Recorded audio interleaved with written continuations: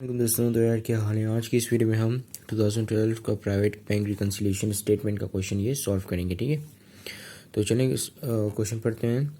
On January 31st 2012 the cash book of Zaheer merchant showed a bank balance of ₹5,750। ठीक है, अब Zaheer merchant जिसके हम बैंक रिकनसाइल करने जा रहे हैं। बैंक रिकनसाइल क्या क्या प्रोसेस होता है? तो बैंक रिकनसाइल का बेसिकली ये प्रोसेस होता है कि जो कंपनी होती है, कोई बिजनेस जो होता है, वो अपने पास भी एक तरीके से रिकॉर्ड रख रहा होता है और बैंक के पास भी जो है एक तरीके से रिकॉर्ड हो रहा होता है। मतलब चीज़ें, ट्रांजेक्शन्स वगैरह जो है वो रिकॉर्ड हो रही होती हैं। किससे हो रही होती हैं कि जो बिज़नेस में जो भी ट्रांजेक्शन्स वगैरह होती हैं वो सब बैंक के थ्रू होती हैं। ठीक है, यानी कि अगर किसी को पैसे भेजने होते हैं तो वो उसके बैंक के अकाउंट में भेजता है, या किसी से पैसे लेने होते हैं तो उसके अकाउंट से ट्रांसफ़र होकर उस बिज़नेस के बिज़नेस अकाउंट में आते हैं। ठीक है, बैंक के बिज़नेस अकाउंट में। तो जिससे क्या होता है कि एक जो बिज़नेस है वो अपने पास भी इन तमाम ट्रांजेक्शन्स की रिकॉर्डिंग रख रहा होता है और एक तरीके से बैंक के पास भी रिकॉर्डिंग हो रही होती है। ठीक है, तो क्या होता है कि बैंक महीने के एंड में एक बैंक स्टेटमेंट देती है जहाँ पे आपकी तमाम ट्रांजेक्शन्स होती हैं कि कितना पैसा आया, कितना पैसा गया, कहाँ से आया। ठीक है, ये तमाम चीज़ें उसमें होती हैं। ठीक है, उसको हम कहते हैं बैंक स्टेटमेंट। ठीक है, अब दूसरा होता है कैश बुक, जो कि आप मेंटेन करके रखते हो। हर बिज़नेस जो है वो मेंटेन करके रखता है। ठीक है, अब देखो, जो पैसा आपके पास से जाता है बैंक के अकाउंट में, वो जो है उस पैसे को बैंक जो है वो अपना लाइबिलिटी मानती है। ठीक है, क्योंकि वो पैसा बैंक का तो नहीं है ना, वो पैसा आपका है जो कि आप जो है बैंक के पास रखवा रहे हो बैंक अकाउंट खोल के। ठीक है, इसमें भी टाइप्स होती है, current account, saving accounts, fixed deposit account, तो इस तरीके से अकाउंट्स होते हैं।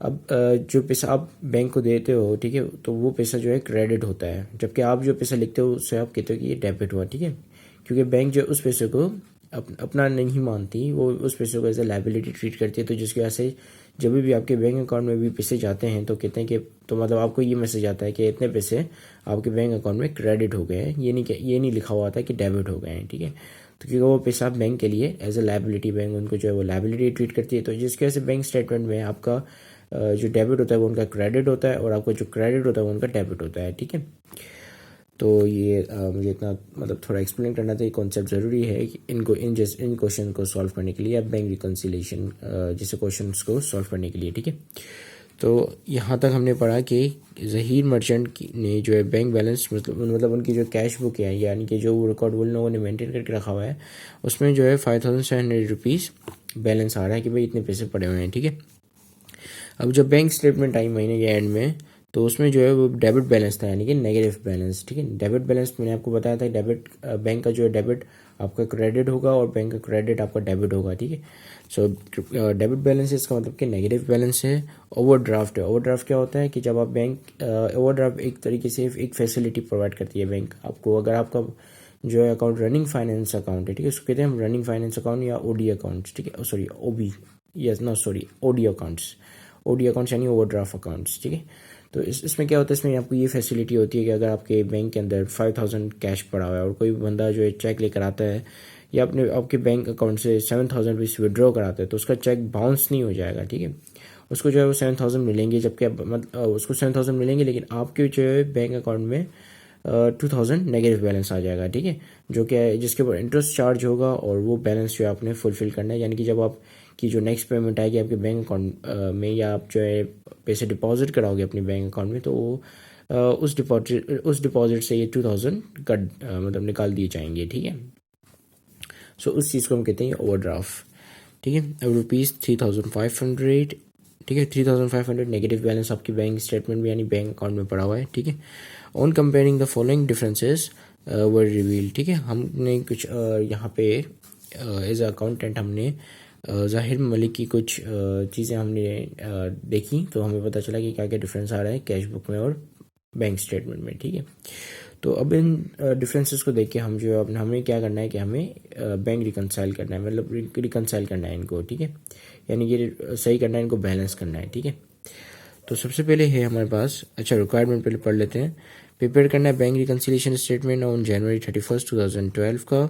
फिर करना है prepare necessary journal entries in the bank in the books of जाहिर मर्चेंट्स। ठीक है, तो सबसे पहले हमारी एंट्री यहाँ पे है, cheque accounting to ₹16,500 was deposited into the bank but not shown in the bank statement. ठीक है, हमने एक चेक जो है वो डिपॉजिट कराया था 16,500 को, मतलब 6,500 का, और वो जो है वो बैंक स्टेटमेंट में कहीं पे भी शो नहीं हुआ। तो ये इसलिए भी हो सकता है कि क्या पता जो है हमने बैंक स्टेटमेंट पहले निकाल लिया और फिर बाद में डिपॉजिट कराए हो। ठीक है, तो क्या है कि हम इसकी ट्रीटमेंट किस तरह करेंगे, क्योंकि चूँकि हमने जो है कैश बुक के अंदर ये लिख लिया है कि हमने 16,500 हमारे पास आ गए और हमने ये डिपॉजिट करा दिए, तो ये हम क्या करेंगे, इनको सिंपली ऐड कर देंगे हमारी बैंक स्टेटमेंट में भी। ठीक है, और इससे पहले हम पहले बैलेंसेस लिख लेते हैं।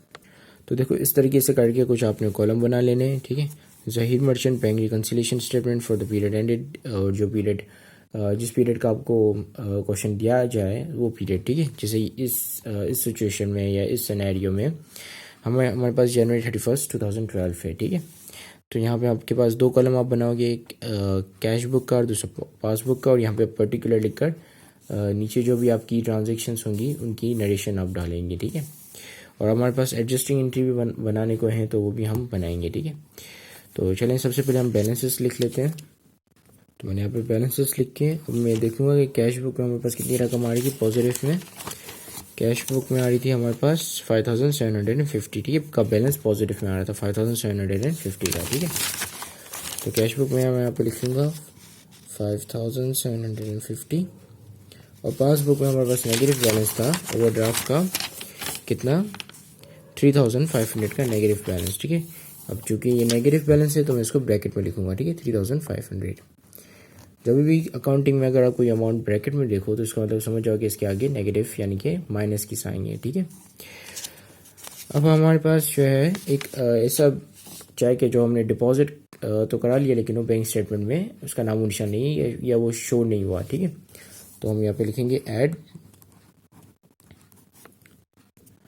Deposit cheque but not shown in balance statement, I mean bank statement. ठीक है, बैंक स्टेटमेंट में शो नहीं हुआ लेकिन हमने तो डिपॉजिट करा दिया है, तो इसका मतलब कि वो अगर नेक्स्ट महीने की जो बैंक स्टेटमेंट आएगी तो उसमें आ जाएगा। ठीक है, तो कितने डिपॉजिट कराए थे हमने कराए थे 16,500। ठीक है, सो 16,500 हम यहाँ पे ऐड कर देंगे। ठीक है, देखो हमने ये करा लिए लेकिन बैंक स्टेटमेंट में शो नहीं हुआ है, क्योंकि हम हो सकता है कि बैंक स्टेटमेंट हमने पहले निकाल लिया बाद में कराए हो, तो क्या होगा कि नेक्स्ट महीने की जो बैंक स्टेटमेंट आएगी उसमें ये शो होंगे। ठीक है, लेकिन हमारे कैश बुक में भी ये शो होंगे, क्योंकि हमने जब बैंक में पैसे ये जमा कराए या ये चेक डिपॉजिट कराया तो हमने कैश बुक में भी लिख लिया कि हमने ये पैसे हमारे पास आ गए हैं। ठीक है, तो ऑब्वियसली बैंक स्टेटमेंट को जब हम कैश बुक से टैली करेंगे तो मिसमैच तो होगा, क्योंकि हम जो बैंक स्टेटमेंट पहले लेकर आए बाद में डिपॉजिट कराया और कैश बुक में हमने डिपॉजिट लिख लिया है। ठीक है, तो अब हमें रिकनसाइल करना है इसको। ठीक है, तो हम यहाँ पे ऐड कर देंगे 16,500। ठीक है, अब हम देखते हैं हमारी दूसरी एंट्री क्या है, what is our next entry. तो नेक्स्ट एंट्री में लिखा हुआ है cheque drawn for ₹6,000 was entered in the cash book but not presented at the bank for payment. अब क्या हुआ कि चेक हमने एक ड्रॉ करके दिया 6,000, जब हमने ड्रॉ करके दिया, चेक लिख कर दिया किसी क्लाइंट को या किसी सप्लायर को, तो हमने ये कैश बुक में लिख लिया कि भाई हमने ये पेमेंट कर दी है। ठीक है, 6,000 की हमारे से कैश चला गया है, लेकिन जिस बंदे को हमने चेक दिया था वो बंदा गया ही नहीं बैंक हमारा कैश निकालने के लिए, यानी कि हमारे बैंक अकाउंट से उसने विड्रॉ नहीं कराया कोई भी पैसा। ठीक है, तो जिसकी वजह से क्या करेंगे, अब हम बैंक अकाउंट से 6,000 निकाल देंगे, क्योंकि बैंक अकाउंट में से इवेंचुअली वो 6,000 निकलने ही निकलने, क्योंकि अगर उसने इस दफ़ा जो है वो विड्रॉ नहीं कराया हमारे बैंक अकाउंट से या विड्रॉ नहीं कराया पैसा, तो ऑब्वियसली वो कभी ना कभी तो कराएगा ही। ठीक है, और इवेंचुअली ये पैसे जाने ही है, तो जिसकी वजह से हम पासबुक में से यानी कि बैंक स्टेटमेंट में से ये पैसे निकाल देंगे। ठीक है, 6,000। तो अब हम यहाँ पे लिखते हैं लेस, क्योंकि हमें निकाल रहे हैं। ठीक है, check issued but not presented. ठीक है, यानी कि हमने चेक तो दे दिया उस बंदे को पेमेंट की सूरत में। ठीक है, हमने कहा कि भाई हम चेक लिख कर दे रहे हैं, ये ले आपकी या आप पेमेंट हो गई। ठीक है, लेकिन वो बंदा गया ही नहीं हमारे बैंक अकाउंट से, उसने पैसे निकाले ही नहीं। ठीक है, तो जिसकी वजह से हम निकाल देंगे ताकि हमारा जो ये बैलेंस हो जाए। ठीक है, क्योंकि हम कैश बुक में से ऑलरेडी निकाल चुके हैं, हमने कैश बुक में रिकॉर्ड कर लिया, या हमारे पास जो रिकॉर्ड पड़ा हुआ था उसमें हमने ये लिख लिया कि भाई हमारे यहाँ से 6,000 कैश चला गया है, जबकि हकीकतन बैंक अकाउंट से हमारे 6,000 नहीं गया, लेकिन इवेंचुअली वो चला जाएगा। ठीक है, तो जिसकी वजह से अब हम उसको अभी निकाल देंगे। ठीक है, ताकि हमारा ये कैश बुक और पासबुक या बैंक स्टेटमेंट बैलेंस हो जाए। ठीक है, रिकनसाइल हो जाए। तो तो ये हमारी एंट्री होगी, यहाँ पे देख पा रहे हो जो 6000 लिखा हुआ है और ये ब्रैकेट में है, तो इसका मतलब कि ये माइनस में, इसके आगे माइनस की साइन लगी हुई है, ठीक है। So now let's move on to our next entry. तो हमारी ये थर्ड एंट्री है, accompanying the bank statement a cheque for ₹150 return dishonoured. अच्छा, ये बेसिकली कंपेयरिंग लिखा हुआ है, यानी कि जब हम कंपेयर कर रहे थे हमारे बैंक स्टेटमेंट को हमारी कैश बुक से, तो एक हमें पता चला कि एक चेक जो है वो ₹150 का वो रिटर्न हो गया, हमें वापस आ गया हमारे पास, ठीक है। यानी कि कोई क्लाइंट जो है हमें ₹150 का चेक लिख कर देकर गया था, जब हमने और जब हमें हमारे पास चेक आ गया तो हमने अपनी कैश बुक में ये एंट्री डाल दी कि हमारे पास ₹150 आ गए, ठीक है। फिर हम जो चेक को विड्रॉ कराने गए तो पता चला कि वो डिसऑनर्ड हो गया, तो मतलब कि वो पैसे हमें मिले नहीं, ठीक है। तो जब हमें वो पैसे मिले नहीं और हम ऑलरेडी यहाँ पे कैश बुक में लिख चुके हैं, तो क्या करेंगे, हम सिंपली कैश बुक से वो पैसे निकाल देंगे, ठीक है। तो यहाँ पे हम सिंपली लिखेंगे लेस डिसऑनर्ड चेक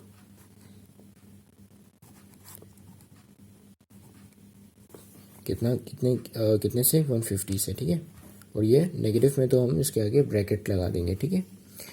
अब हमारे पास नेक्स्ट एंट्री पढ़ते हैं आखिर। अच्छा, क्या होता है कि कुछ लोग जो है वो इसके साथ साथ ही टोटल करते जाते हैं, ठीक है।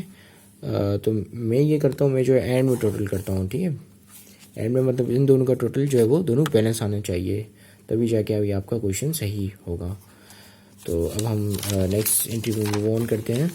तो ये थर्ड वाली एंट्री हो गई। अब हमारे पास फोर्थ वाली एंट्री है, लिखा हुआ है कि ₹1500 be in the proceeds of a cheque collected appeared in the bank statement. तो यार ये देखो, सिंपली ये कह रहा है कि 1500 का चेक जो है हम उसको लेके गए बैंक से और वो सक्सेसफुली कलेक्ट हो गया, यानी कि हमें उस चेक के अगेंस्ट पैसे मिल गए, ठीक है। यानी कि क्लाइंट के पैसा अब हमारे पास आ गए, यानी कि जिस भी बंदे ने हमसे परचेजेस किए, हमसे ख़रीदा वगैरह, और वो अकाउंट रिसीवर्स पे उन लोगों ने ख़रीदा, तो वो पैसे हमें मिल गए, ठीक है। तो हम वो ऐड कर देंगे, हम वो पैसे, क्योंकि ये हमें कैसे पता चला हमें मिल गए, क्योंकि हमारे पास बैंक स्टेटमेंट शो कर रही थी कि हमें ये पैसे आ चुके हैं, और ये हमें पता नहीं था कि हमें ये पैसे आ चुके हैं, तो हमने ये कैश बुक में रिकॉर्ड नहीं किया, ठीक है। तो अब हमें पता चल गया है कि जब हमने बैंक स्टेटमेंट दिखा और बैंक स्टेटमेंट में वो पैसे लिखे हुए थे, तो हमें भी पता चल गया कि पैसे आ चुके हैं, ठीक है। तो लिहाजा अब हम क्या करेंगे कि उन पैसों को हमारी कैश बुक में भी रिकॉर्ड कर लेंगे, ठीक है। तो अब चलें, अब रिकॉर्ड करते हैं, इसे ऐड कर देंगे। यहाँ पे सिंपल ऐड अकाउंट रिसीवेबल्स लिखते हैं, यहाँ पे हम ऐड अकाउंट रिसीवेबल्स कितने से 1500 से, ठीक है। ये पैसे ऐड होंगे, तो इसके ऐसे मैं इनके आगे ब्रैकेट नहीं लगा रहा हूँ, ठीक है। अब हमारी आखिरी एंट्री है बैंक चार्जेस और ₹15 ने बैंक ने जो है 15 रुपये हमसे चार्ज किए, और इंटरेस्ट ऑन ओवरड्राफ्ट और ₹85 appeared in the bank statement, ठीक है। ये हमें कैसे पता चला कि बैंक ने हमसे 15 रुपये चार्जेस किए हैं और इंटरेस्ट भी चार्ज किया ₹85 जब हमने बैंक स्टेटमेंट देखा। तो इसका मतलब कि 15 रुपये और ₹85 ऑलरेडी हमारे बैंक अकाउंट से कट चुका है, और हमें ये मालूम नहीं कि वो ₹15 ₹85 जो है वो कट चुका है, तो इसकी वजह से हमने पहले कैश बुक में रिकॉर्ड नहीं किया था। और अब हमने जब स्टेटमेंट देख ली तो हमें मालूम पड़ा कि 15 रुपये और ₹85 कट चुके हैं, तो जिसकी वजह से अब हम उसको रिकॉर्ड कर देंगे हमारी कैश बुक में, ठीक है। यानी कि अपने पास जो हम पर्सनल या अपनी जो बुक कीपिंग कर रहे हैं हम लोग, जो अपने रिकॉर्ड रख रहे हैं, उनमें भी हम ऐड कर देंगे, ठीक है। तो चलें अब इन दोनों को भी ऐड कर देते हैं, मतलब लेस कर देते हैं।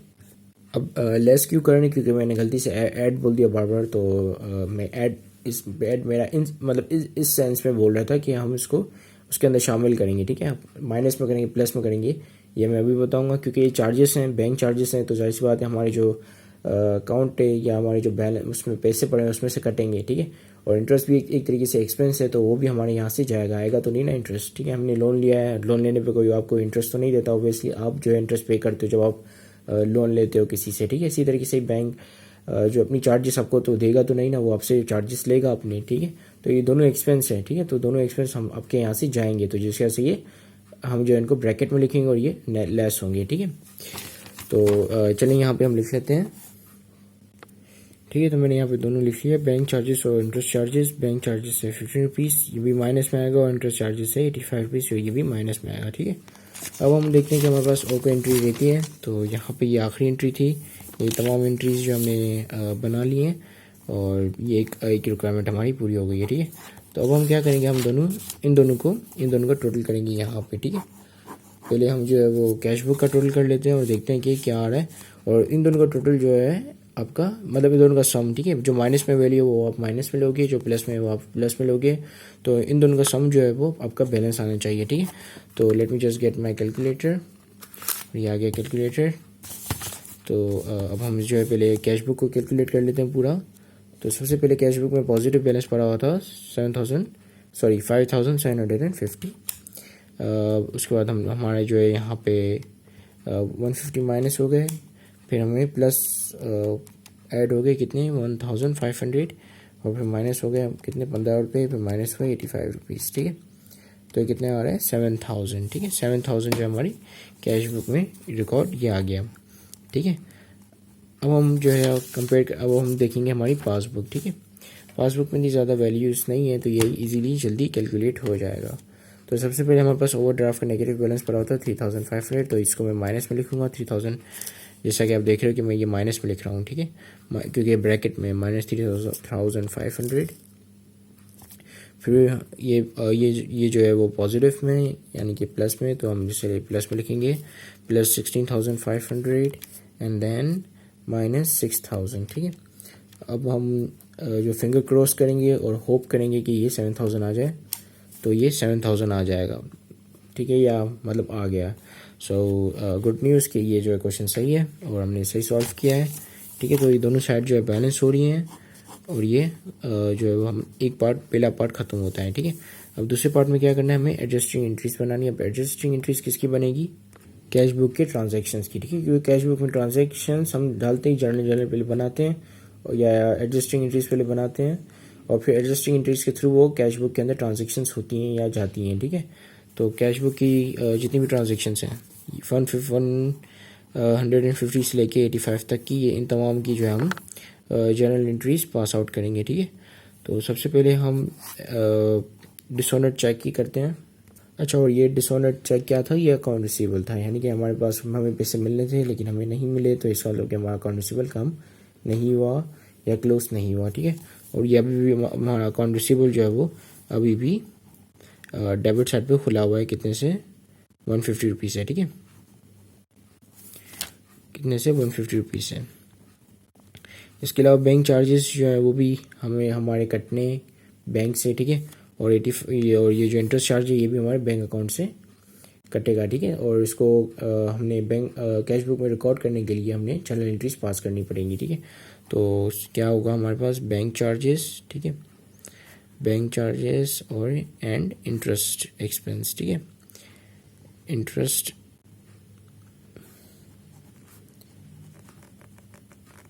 बैंक चार्जेस कितना है हमारे पास 15 रुपीज़ और इंटरेस्ट एक्सपेंस कितना है 85। तो ये सॉरी मैंने गलती से 88 लिख लिया, 85।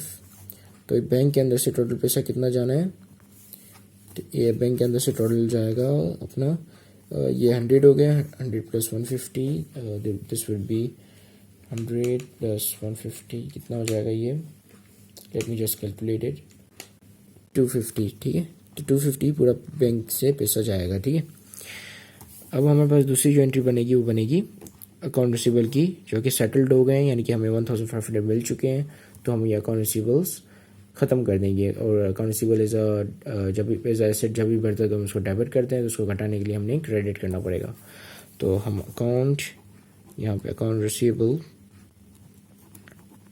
कितने से 1500 से यहाँ पे क्रेडिट कर देंगे और उसके अगेंस्ट हमें क्या रिसीव हुआ, कैश रिसीव हुआ, ठीक है। तो कैश को जो हम 1500 से डेबिट कर देंगे, ठीक है। तो इसी के साथ ये अच्छा सॉरी ये जो है बैंक के थ्रू आया था कैश, तो हम बैंक को ही डेबिट करेंगे, ठीक है। तो इसी के साथ ये वीडियो ख़त्म होती है। Thank you very much for watching this video, have a great day and Allah हाफिज़।